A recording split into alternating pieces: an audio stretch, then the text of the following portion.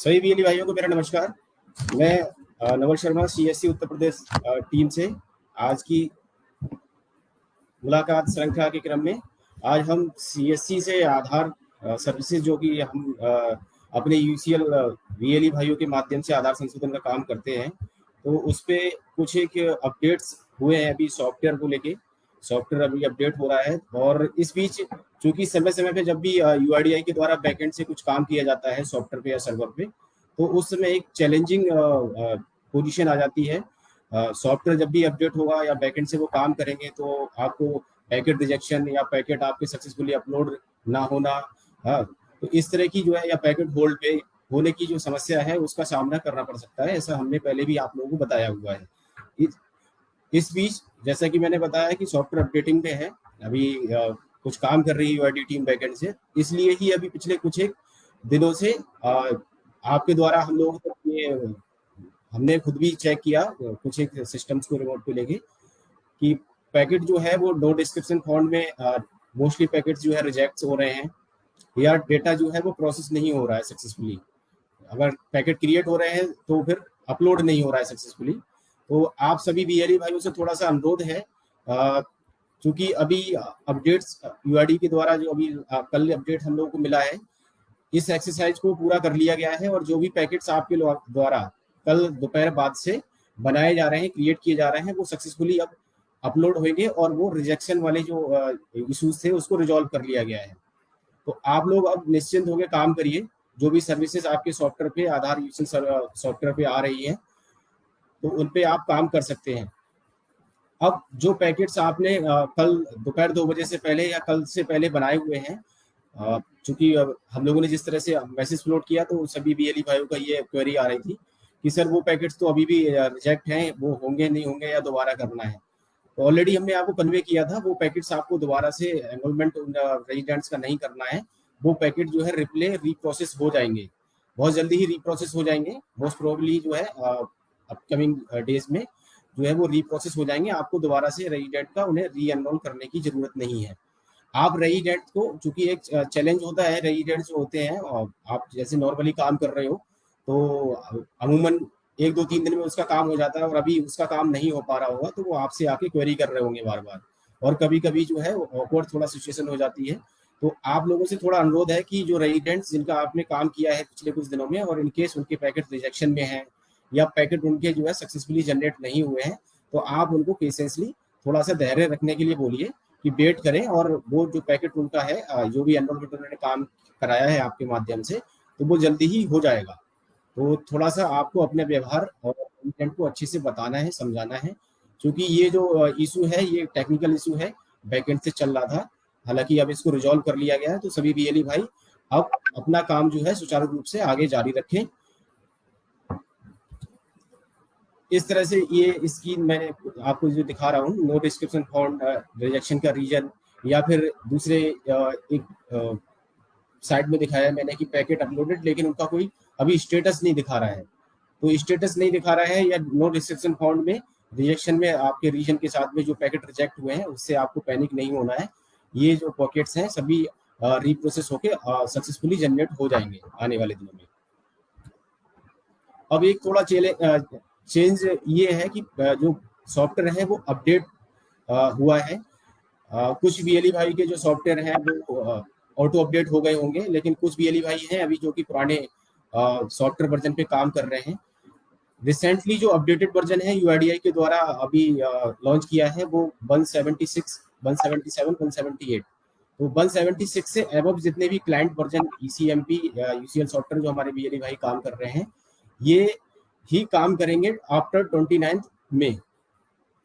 तो 29 मई तक की डेडलाइन है, टाइमलाइन दी गई है कि तब तक सभी जो भी आधार सॉफ्टवेयर पे काम करने वाले ऑपरेटर्स हैं वो अपने सॉफ्टवेयर को, चूंकि आजकल सॉफ्टवेयर ऑनलाइन वर्क करता है तो अमूमन जो है in general software auto update हो जाता है। इन केस अगर आपका सॉफ्टवेयर ऑटो अपडेट नहीं हो रहा है तो आप जो है सर्विस में जाकर ओटीए सर्विस, आधार ओटीए सर्विस जो आती है उसको स्टॉप करके स्टार्ट करें। इस बीच आपके जो इंटरनेट की कनेक्टिविटी है वो अच्छी होनी चाहिए। अगर इंटरनेट की कनेक्टिविटी, इंटरनेट स्लो है, स्पीड आपकी, तो हो सकता है कि आपका सॉफ्टवेयर जो है ऑटो अपडेट होने में कुछ इशू क्रिएट करे या फिर ऑटो अपडेट ना हो,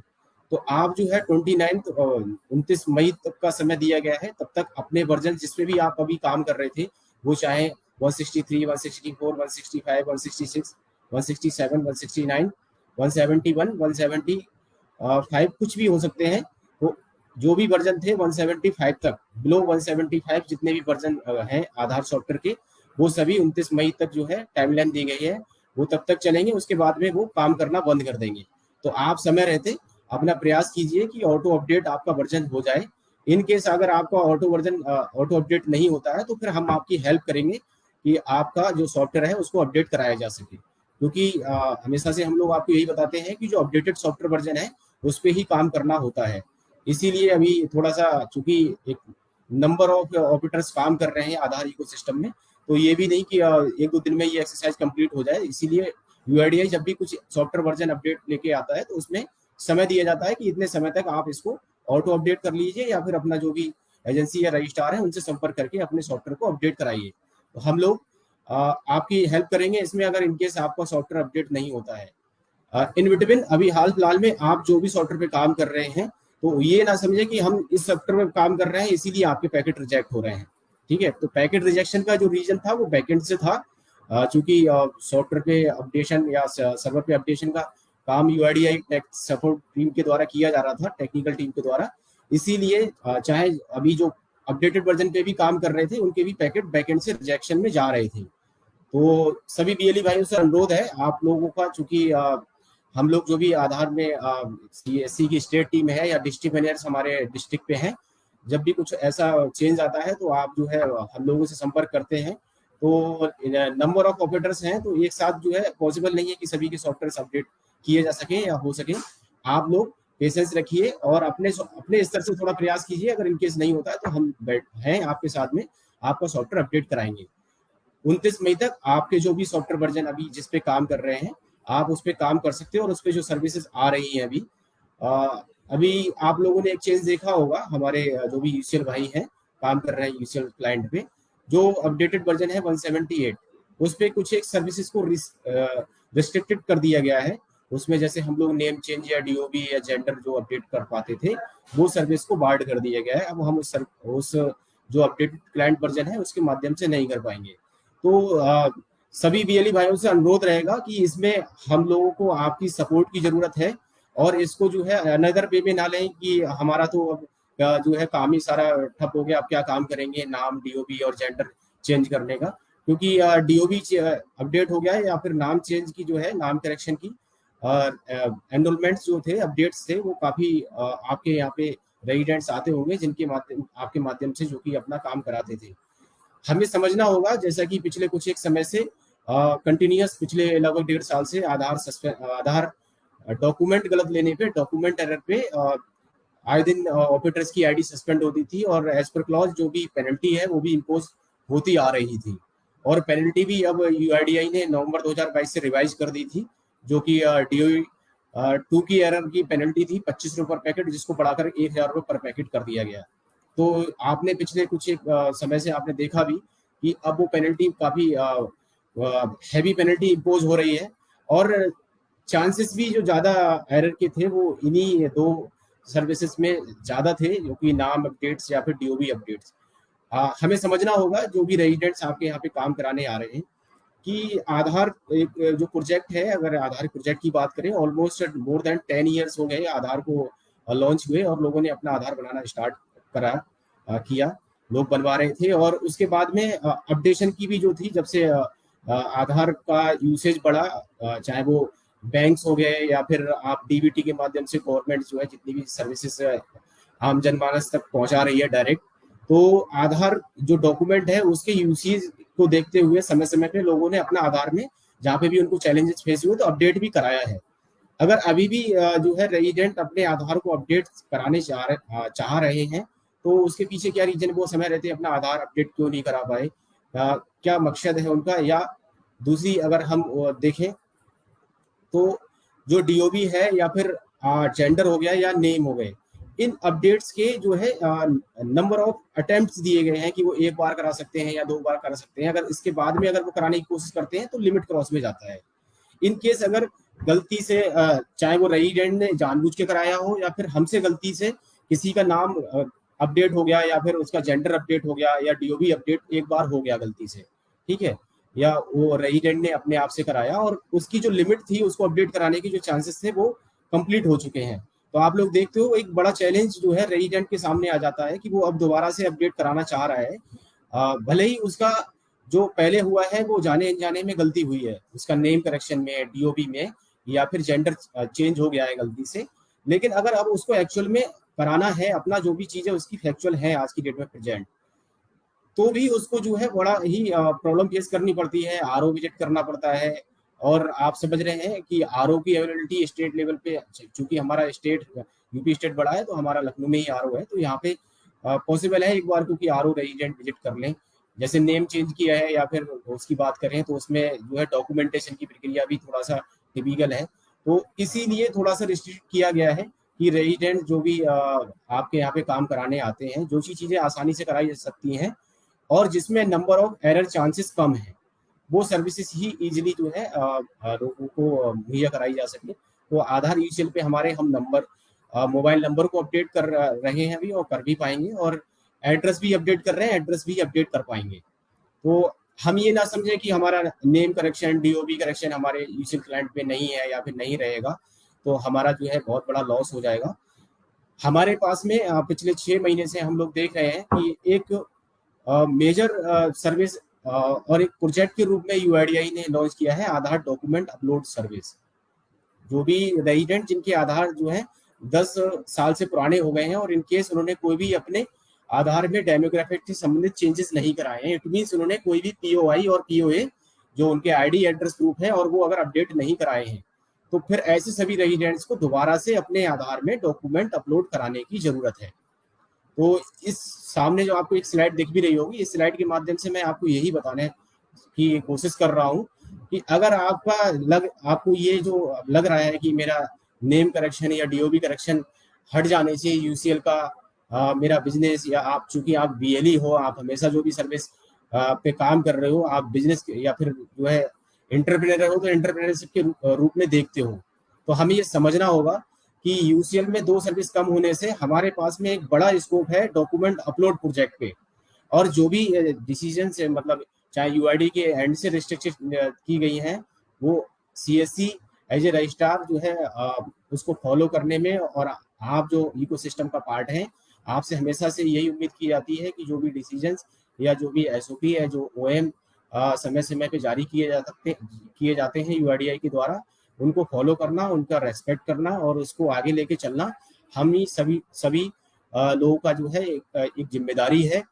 ठीक है, तो आप लोगों से जो भी हमारे बीएलई भाई यूसीएल पे काम कर रहे हैं, अनुरोध है कि सर्विसेज अगर यूसीएल पे आपके कम हुई है तो उसको अनदर वे में ना लें, आप इसको पॉजिटिविटी के साथ में देखें कि आपके साथ में अब पेनल्टी वाला क्लॉज है, चूंकि इस पे हैवी पेनल्टी भी थी ऐसे एरर को करने पे, तो वो पेनल्टी वाले क्लॉज से भी हम दूर रहेंगे। और दूसरा हमारे पास में डॉक्यूमेंट अपलोड वाला, और बात करें अगर मोबाइल नंबर की, अब क्वेरी आ रही है आप लोगों की तरफ से सर मोबाइल नंबर तो ज्यादातर लोगों ने लगवा रखे हैं,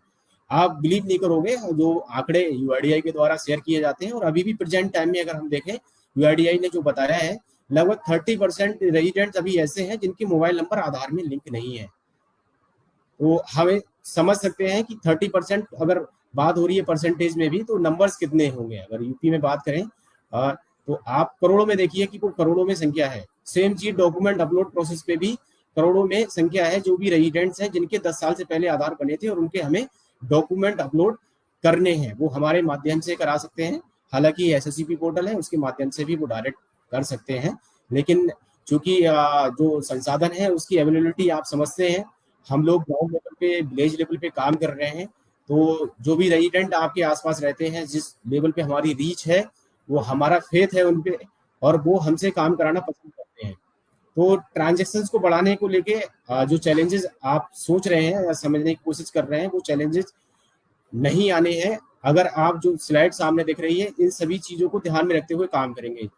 नंबर 1, फर्स्ट ऑफ ऑल आप अपने सेंटर की प्रॉपर ब्रांडिंग रखिए। आपके यूसीएल सेंटर पे, चूंकि आप यूसीएल पे काम कर रहे हो, तो आप साथ में बैंक बीसी भी है, बैंक बीसी है, सीएससी की सर्विसेज तो आप सभी दे ही सकते हो, और आपके साथ में एक और हैवी फुटफॉल जिसपे कि बैंक बीसी बैंकिंग की सर्विसेज आपके पास में है। बैंकिंग है तो आपके यहाँ पे लोग अकाउंट ओपनिंग, विड्रॉल, डिपॉजिट, आप सोशल स्कीम्स हैं उस पर भी काम करते हैं। हाँ, इंश्योरेंस की सर्विसेज हैं, G2C सर्विसेज, अदर सर्विसेज हैं, आप पैन कार्ड हो गया, ऐसी सभी सर्विसेज पे काम करते होगे, आप IRCTC रिजर्वेशन करते होगे, तो आपके यहाँ पे ऑलरेडी CSC की सर्विसेज के यहाँ पे फुटफॉल है। साथ में आपको बैंकिंग है, बैंकिंग के यहाँ पे आपको UCL मिला है। तो आप ये ना समझे कि मेरे UCL से 2 सर्विसेज कम हो रही हैं या फिर जेंडर या 3 सर्विसेज कम हो रही हैं तो मेरा जो है काफी इफेक्ट हो जाएगा, नहीं। साथ में हम प्रयास कर रहे हैं, क्योंकि आप लोग जो है स्टैटिक आईपी पे काम करते हैं और स्टैटिक आईपी की अवेलेबिलिटी कुछ BLE भाइयों ने स्टैटिक आईपी को लेने में काफी खर्च किया है, तो इस पे भी बात हो रही है UID टीम से, CSC संपर्क में है लगातार कि इसको थोड़ा सा कुछ किस तरह से हम लोग जो है अपने जो BLE भाई UCL पे काम कर रहे हैं स्टैटिक आईपी वाले पार्ट को थोड़ा सा हम लोग ने बात रखी है UID तक कि इस पे जो है कुछ विचार किया जाए। UID इस पे विचार भी कर रहा है। होपफुली हम जो है जो भी अपडेट्स आपको दे पाएंगे वो जल्दी ही देंगे। और आप ऐसा ना समझें कि आप जो जैसे कि हम लोग ग्रुप्स में ऐड हैं तो आप लोग हमसे फोन पे भी बात कर रहे हो लगातार, हम फिजिकली भी कहीं पे मिल रहे हैं, आप ऑफिस भी आके बात करते हैं, तो सर अब हमारे खर्चे तो बहुत हैं इसमें, स्टैटिक आईपी में हमने खर्च किया है, हमारे खर्चे नहीं निकल पाएंगे। तो प्लीज आपसे थोड़ा अनुरोध है कि अभी वेट कीजिए, इसी मंथ से ही सर्विसेज रिस्ट्रिक्टेड हुई हैं, तो एकदम से कोई ऐसा डिसीजन ना लें, क्योंकि ऐसा नहीं है कि आप UCL ही सर्विस पे काम कर रहे थे, आपके साथ बैंकिंग है, एक अच्छी सर्विस, अच्छा स्कोप है आपके पास में। आप ओवरऑल अपने सेंटर की ब्रांडिंग अच्छी रखें, अपने सेंटर की जो भी सर्विसेज हैं उनको डिस्प्ले अपने सेंटर पे तो किए करें ही, और आसपास भी अगर कोशिश करें जो कि मार्केट प्लेसेस होते हैं, जैसे UCL पे हम हमेशा से कहते थे कि आप 8 से 10 गांव पे लगभग कवर करते हैं एक UCL सेंटर हमारा, क्योंकि जो नंबर ऑफ UCL सेंटर्स हैं हमारे लगभग 5000 सेंटर हैं यूपी में। तो आप जैसे कि अगर बात करें गांव की तो हमारे यूपी में लगभग मोर देन 1 लाख से ज्यादा गांव हैं, तो हम ये मान के चलते हैं ओवरऑल लगभग 8 से 10 गांव पे एक UCL सेंटर सर्विस दे रहा है। तो आप अपने सेंटर पे तो ब्रांडिंग रखे ही, आसपास के गांव पे भी अपना पोस्टर, या फिर आप कुछ नहीं तो पोस्टर नहीं छपा सकते हैं तो A4 साइज में प्रिंट निकाल के ही अपने सेंटर पे जो आपकी सर्विसेज हैं उसका डिस्प्ले करते हुए आप अपने नाम नंबर जो है वहां पे मेंशन करके लगाएं। आप अपने सेंटर पे पूरा समय दें। हमने देखा है, एनालिसिस किए हैं, जो सेंटर्स रेगुलर ओपन होते हैं, रेगुलर ओपन हो रहे हैं, काम हो रहा है, उसको हम लोग कैसे चेक करते हैं? आपकी सिंक रिपोर्ट से। आपकी सिंक रिपोर्ट फॉर एग्जांपल अगर महीने में 30 दिन है, 30 दिन में जिन ऑपरेटर्स की जो सिंक रिपोर्ट और जो डेली काम करते हैं, अगर 25 से 26 दिन सेंटर आप खोल रहे हैं, चलिए ठीक है, कभी कभी इमरजेंसी होती है, इमरजेंसी किसी के साथ हो सकती है, अगर आपके इमरजेंसी वर्क है तो आप अपना सेंटर बंद किए हुए हैं, बंद करते हैं सेंटर, तब भी आप अपने सेंटर पे लगा दें वहां पे, क्योंकि आप लोग जो काम कर रहे हो तो आप केवल आप बिजनेस पर्सपेक्टिव से नहीं देखें, हमारे साथ में हमारे जितने भी CSC BLE भाई हैं, एक एस जो वर्ड है सर्विस वाला वर्ड वो जुड़ा हुआ है। हम सर्विस देते हैं एक तरह से और सर्विस चार्ज हमको मिलता है, तो हमें सर्विस अपनी इफेक्ट ना हो, रेजिडेंट परेशान ना हो अननेसेसरी। कभी भी आप सेंटर बंद करें तो अपने सेंटर पे लिख दें कि मैं इतने बजे से इतने बजे तक यहाँ पे कार्य से जा रहा हूँ तो मेरा सेंटर बंद रहेगा, या इस दिन काम करा सकते हैं। तो वो चीज आप डिस्प्ले करके या फिर अपने सेंटर पे लगाकर ही अपना सेंटर जो है बंद रखें या मूव किया करें। आपके सेंटर को जो आप वर्किंग टाइम है, आप UCL पे भी सुबह 8 बजे से लेकर शाम को 8 बजे तक काम कर सकते हैं। आप आए दिन आप लोगों से क्वेरी आती है, कभी भी कोई छुट्टी हो या कुछ हो, हमने हमेशा से आपको बोला है कि जो भी नेशनल हॉलीडेज होते हैं, 26 जनवरी, 15 अगस्त, 2 अक्टूबर, आप उस दिन काम नहीं कर सकते, अदरवाइज आप किसी भी दिन काम कर सकते हैं। आप 7 दिन काम करें, वीक जो संडे होता है, वीकेंड होते हैं, स्पेशली हम लोगों ने देखा है कि वीकेंड वाले दिनों में जो है सिंक बहुत कम काउंट हो जाता है, और अब सिंक कम होने से, सेंटर कम खुलने से जो ट्रांजैक्शंस है, नंबर ऑफ ट्रांजैक्शंस वो कम हो जाते हैं। जबकि आप लोग देखते हो जो भी बैंक्स हैं, पोस्ट ऑफिस हैं, जो कि हमारे और पैरेलल काम कर रहे हैं आधार पे, रजिस्ट्रार EA, वहाँ पे चूंकि वो वर्किंग डे में ही काम कर पाते हैं। हमारे पास में ये एक एडवांटेज है कि हम लोगों के साथ में कि हम सैटरडे संडे, हम चूंकि हमारे अपने सेंटर हैं, हम एंटरप्रेन्योर हैं, हम कभी भी अपने सेंटर खोल सकते हैं, हम सैटरडे संडे के लिए बाध्य नहीं है। तो स्पेशली आप लोगों का भी हम लोगों ने देखा है जो सिंक है या फिर जो वर्किंग है वो सैटरडे संडे जो है कम हो जाता है। तो प्लीज अपना सैटरडे संडे, चूंकि रेजिडेंट्स हैं, कुछ रेजिडेंट्स ऐसे होते हैं जो कि गवर्नमेंट जॉब कर रहे हैं तो सैटरडे संडे ही वो काम करा पाते हैं। अब जो गवर्नमेंट रजिस्ट्रार हैं या फिर अदर रजिस्ट्रार हैं जो कि उनके साथ लिमिटेशन है कि संडे को उनका सेंटर बंद रहेगा, क्योंकि वो गवर्नमेंट एम्प्लॉई हैं और उनका वहीं पे काम करते हैं और वो बंद रहने से वहाँ पे बंद रहता है। तो आपके पास तो ये एडवांटेज है कि आप स्पेशली उस दिन सेंटर खोलें जिससे कि रेजिडेंट्स आपके यहाँ पे आके आधार से संबंधित जो उनकी प्रॉब्लम्स है उनको रिजॉल्व करा पाए। इसीलिए आपको मतलब जो हमारे बीएलई भाई हैं या सीएससी है, हमको इसके साथ कनेक्ट किया गया, आधार यूसीएल या आधार संशोधन की जो सर्विसेज है वो हमको दी गई। तो प्लीज सभी से अनुरोध है कि अपना सेंटर जो है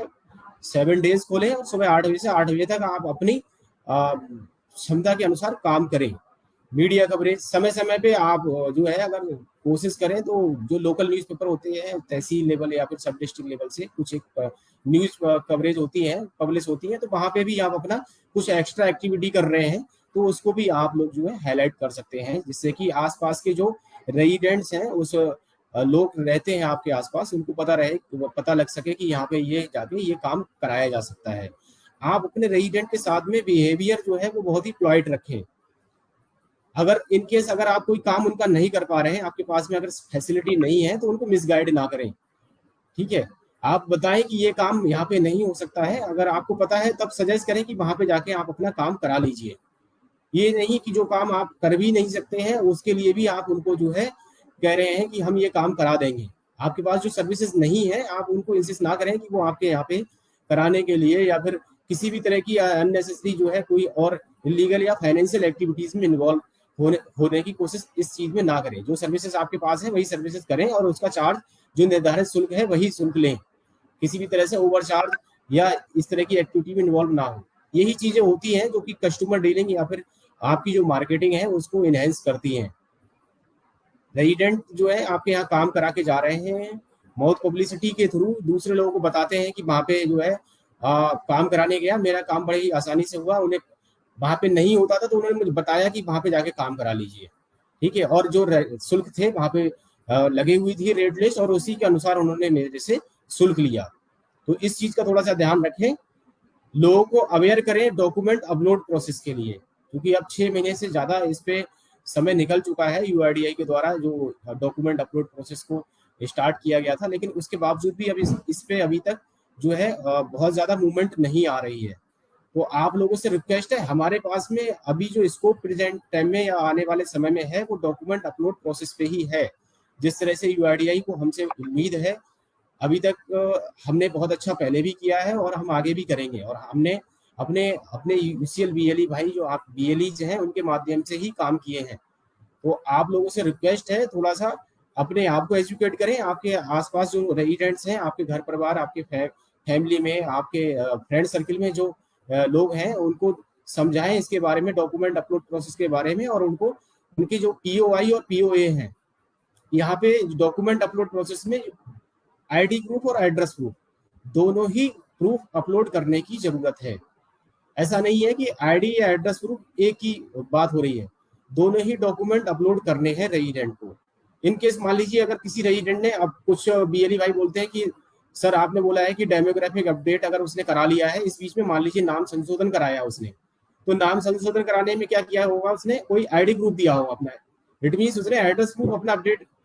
नहीं दिया होगा, क्योंकि जरूरत ही नहीं है नाम चेंज के लिए या नाम करेक्शन के लिए आईडी प्रूफ की जरूरत होती है। या उसने कभी एड्रेस अपडेट कराया है अपना आधार बनने के बाद में, तो उसने एड्रेस से संबंधित कोई डॉक्यूमेंट दिया होगा, उसने आईडी प्रूफ नहीं दिया होगा। तो ऐसे जो रेजिडेंट है जिन्होंने एड्रेस अपडेट कराया तो उनको आईडी प्रूफ अपडेट कराने की जरूरत है। अगर पॉसिबल हो तो आईडी एड्रेस प्रूफ दोनों ही दोबारा से अपडेट कराएं। तो ये जो एक्सरसाइज हो रही है वो आईडी एड्रेस प्रूफ दोनों ही अपलोड या दोनों ही दोबारा से अपडेट कराने की हो रही है, जो रेजिडेंट जिनके आधार 10 साल से पुराने हो चुके हैं। 10 साल की जो टाइमलाइन है आप जो है इन जनरल समझें तो 2013 से पहले जो आधार बने हुए, चूंकि अभी 2023 जो है वो ऑन गोइंग है, तो 2013 या 2014 से पहले जितने भी आधार बने हुए हैं आप समझ सकते हैं कि 10 साल से पुराने हैं वो। और उससे पहले भी अगर कोई रेजिडेंट आईडी एड्रेस प्रूफ अपने अपडेट कराना चाहता है तो वो करवा सकता है। आप उनके आधार दोबारा से आधार में आईडी एड्रेस प्रूफ अपलोड कर सकते हैं। जितने भी बीएलई भाई इस फेसबुक लाइव सेशन को देख रहे हैं, जो यूसीएल पे काम कर रहे हैं, वो तो इस चीज को समझे ही। और रिक्वेस्ट रहेगी सभी बीएलई भाइयों से, जैसे अगर हम यूपी की बात करें तो यूपी में हमारे 2 लाख सीएससी सेंटर्स हैं और 1.5 लाख से ज्यादा सीएससी सेंटर्स ऐसे हैं जो कि हर मंथ जो है एक्टिवली ट्रांजेक्शन करते हैं, एक्टिव रहते हैं। तो सभी यूसीएल बीएलई भाई से तो मैं अनुरोध कर ही रहा हूँ, यहाँ पे सीएससी इकोसिस्टम या सीएससी परिवार से जितने भी बीएलई जुड़े हुए हैं, उन बीएलई से मेरा अनुरोध है कि प्लीज इस डॉक्यूमेंट अपलोड प्रोसेस को समझें और आप भी अपने जो आपके फैमिली मेंबर्स हैं, अपना है, आपके फ्रेंड सर्कल में जितने भी रेजिडेंट्स हैं, उनको इसके बारे में बताएं और अपने टीओआई और पीओए अपलोड कराने के लिए या करने के लिए कहें उनसे। सभी को डॉक्यूमेंट अपलोड प्रोसेस पे काम करना है और डॉक्यूमेंट अपलोड अपने दोबारा से अपने आधार में अपलोड कराने हैं जिनके आधार 10 साल से पुराने बने हुए हैं। तो इस तरह से हम अपने जो म्यूचुअल ट्रांजेक्शन है उसको अपना जो हमारा फुटफॉल था उसको हम कम नहीं होने देंगे अगर इस प्लानिंग से काम करेंगे। तो कोई भी बीएलई भाई जो है डिमोटिवेट ना हो इस चीज को लेके कि हमारे से जो है अब आने वाले समय में नेम करेक्शन या डीओबी करेक्शन की जो सर्विस थी या जेंडर चेंज की जो सर्विसेज थी वो कम हो जाएगी। तो हमारा जो है जितना हमने खर्च किया, हमारा जो पूरा इन्वेस्टमेंट है या फिर जो लोग हमारे यहाँ काम कराने आते थे, अगर आप बिजनेस पॉइंट ऑफ व्यू से देख रहे हैं तो वो कम हो जाएगा। हम मिलके काम करेंगे और आगे बढ़ेंगे, पॉजिटिव एनर्जी के साथ बढ़ेंगे। आप इसमें अपनी पॉजिटिविटी को देखिए। जो पेनल्टीज वाले क्लॉज थे हम उस पेनल्टी से दूर रहेंगे अगर इस तरह से स्ट्रेटेजी के साथ में काम करेंगे। Address update, mobile number update, document upload जो प्रोसेस है, इस पे 3 मेजर सर्विसेज हमारे साथ में हमेशा रहेंगी और आप इस पे काम करिए। इस पे अच्छा स्कोप है। इस पे काम करते हुए भी कुछ चीज़ों को हमेशा हम ध्यान रखेंगे। जो निर्धारित शुल्क है वही रेजिडेंट से चार्ज करेंगे। जो डॉक्यूमेंट्स एड्रेस अपडेट में या फिर ID address document upload process में हमको यूज करने हैं वो भी बिल्कुल जो बताई है यूआईडी की गाइडलाइन के अनुसार उसी को हम यूज करेंगे। तो हम आसानी से अपने जो ट्रांजेक्शन्स हैं उसको अभी प्रेजेंट टाइम में आप जो काम कर रहे थे उससे आप पाएंगे कि मेरे ट्रांजेक्शन और इंक्रीज होंगे। यूआईडीआई की हेल्पलाइन नंबर्स इनको अपने सेंटर पे डिस्प्ले रखिए। यूआईडीआई की जो मेल आईडीज हैं, यूआईडी की जो वेबसाइट्स हैं, उनको अपने सेंटर पे हमेशा आप डिस्प्ले रखें। इनके बारे में आपको स्पेशली आपको विशेष जानकारी होनी चाहिए, क्योंकि अगर ये जानकारी आपको ही नहीं होगी तो फिर रेजिडेंट को आप जानकारी नहीं दे पाएंगे। यूआईडीआई की जो गाइडलाइंस हैं, स्टैंडर्ड उसका जो प्रोसीजर है उसके अनुसार काम करें। डॉक्यूमेंट की लिस्ट, जो स्टैंडर्ड डॉक्यूमेंट की लिस्ट है, वैलिड डॉक्यूमेंट की लिस्ट, उसमें जो पीओआई पीओए जो रहते हैं उनको ही आपको यूज करना होता है। एडिशनल चार्ज किसी से ना लें। जैसे कि मैं भी फिर से भी आपको आज के इस मुलाकात सेशन में ओवरऑल कवर अप की जो चीजें स्लाइड में वही चीजें दिखाई गई हैं। कोई भी अननोन पर्सन जो कि जिसको आप भले ही जानते हैं, अगर वो आपको रिमोट पे लेके आपको कुछ बोल रहा है कि मुझे कुछ काम है आपके आधार सॉफ्टवेयर से, तो प्लीज हम लोगों से आधार स्टेट टीम या फिर अपने डिस्ट्रीब्यूटर्स को बिना बताए या फिर उनसे कंफर्म किए हुए उनको अपना जो सिस्टम है आधार जिस पे काम कर रहे हैं वो रिमोट पे ना दें। किसी भी तरह से जो डॉक्यूमेंट्स हैं, जो टेम्पर्ड डॉक्यूमेंट्स होते हैं, आप लोग जो डॉक्यूमेंट्स यूज करते हो टेम्पर्ड या ओवरराइट किए हुए डॉक्यूमेंट्स, या आपको लग रहा है कि ये डॉक्यूमेंट फेक है, आपने चेक कर लिया, तो उसको जो है आप जाने अनजाने में बिल्कुल भी यूज ना करें। रेजिडेंट को जो डॉक्यूमेंट्स हैं उसको वो डॉक्यूमेंट प्रॉपर लाने के लिए बोलें और फिर उसका काम करें। तो आज की मुलाकात सेशन में आप लोगों से जो बात करने का रीजन था वो दो पॉइंट मेजर थे। एक तो पिछले कुछ एक समय से जो रिजेक्शंस हमारे यूजर सॉफ्टवेयर पे आ रहे थे, हमारे बीएलई भाई परेशान थे, तो उसमें यूआईडी टेक सपोर्ट टीम ने काम किया है, टेक्निकल टीम ने। और कल दोपहर बाद से जितने भी पैकेट्स आप लोग या एनरोलमेंट कर रहे हैं या कर रहे होंगे, आप देख पा रहे होंगे कि वो रिजेक्शन में नहीं जा रहे हैं। अगर आपको ये भी अब एक क्वेरी आ रही है कि सर वो प्रोसेस नहीं हो रहे हैं, तो आप उससे परेशान ना हो, वो प्रोसेस हो जाएंगे। अगर उनका स्टेटस कुछ भी नहीं आ रहा है, चूंकि अभी भी काम टेक्निकल टीम कर रही है, तो वो प्रोसेस हो जाएंगे। और जो आपने पहले आधार अपने अपडेट किए थे जो भी अपने रेजिडेंट्स के, उसमें अगर नो डिस्क्रिप्शन फाउंड या फिर जो पैकेट किसी और भी रीजन से रिजेक्ट हुए थे पिछले 7 से 10 दिन के अंदर में, तो वो भी रीप्रोसेस हो जाएंगे। आपको दोबारा से उनको री एनरोल करने की जरूरत नहीं है। इस पे हमने पहले भी आपको अपडेट दिया है कि नो डिस्क्रिप्शन फाउंड या फिर जो पैकेट सक्सेसफुली अपलोडेड नहीं होते हैं तो उन पे कभी भी कोई पेनल्टी चार्जेस नहीं होते हैं, क्योंकि वो पैकेट अगर सक्सेसफुली प्रोसेस ही नहीं हुए, अपलोड नहीं हुए हैं, इट मीन्स वो जो यूआईडी के सर्वर पे सक्सेसफुली अपलोड नहीं हुए, तो फिर क्यूसी टीम उसकी क्यूसी भी नहीं कर पाती। क्यूसी टीम जिसकी क्यूसी करती है, मैनुअल क्यूसी करती है, दो तरह की क्यूसी है, ऑटोमेटिक क्यूसी और मैनुअल क्यूसी। ऑटोमेटिक क्यूसी या फिर मैनुअल क्यूसी के दौरान जो डॉक्यूमेंट गलत पाए जाते हैं, उसमें जो रिजेक्शन काउंट होते हैं, उस रिजेक्शन काउंट के बिहाफ पे पेनल्टी इंपोज होती है। जो पैकेट सक्सेसफुली प्रोसेस ही नहीं हुए, सर्वर पे यूआईडीआई के अपलोड नहीं हुए हैं, अगर रिजेक्शन का रीजन कुछ भी रहा है, तो आपको उससे परेशान नहीं होना है। ऐसे रिजेक्शन के रीजन्स पे आप पे पेनल्टी इंपोज नहीं होती, कभी भी आपकी आईडी सस्पेंड नहीं होती है। तो आपसे सभी बीएलई भाइयों से मेरा अनुरोध है कि डीमोटिवेट होने की जरूरत नहीं है। हम इस चीज को पॉजिटिविटी के साथ में लेंगे, और हमारे पास में जो स्कोप है, चाहे वो मोबाइल नंबर अपडेट करने का या फिर डॉक्यूमेंट अपलोड प्रोसेस पे काम करने का, इस सर्विस पे काम करेंगे और अपने सेंटर पे ब्रांडिंग, अपने सेंटर पे काम करने वाले जो रेजिडेंट जो काम कराने आते हैं उनके साथ में व्यवहार, और जो यूजर चार्जेस बताए गए हैं निर्धारित शुल्क लेते हुए अपने सेंटर के जो ट्रांजेक्शन्स हैं, फुटफॉल है, उसको मेंटेन करने के साथ साथ अपना बढ़ाने की कोशिश करेंगे, जिससे कि हम पोटेंशियल हो सके। तो मैं सभी बीएलई भाइयों से इन्हीं शब्दों के साथ में आज की मुलाकात सेशन से सभी से इजाजत चाहूंगा। जो बीएलई भाई इस मुलाकात सेशन के साथ जुड़े, जिन्होंने इस सेशन को देखा,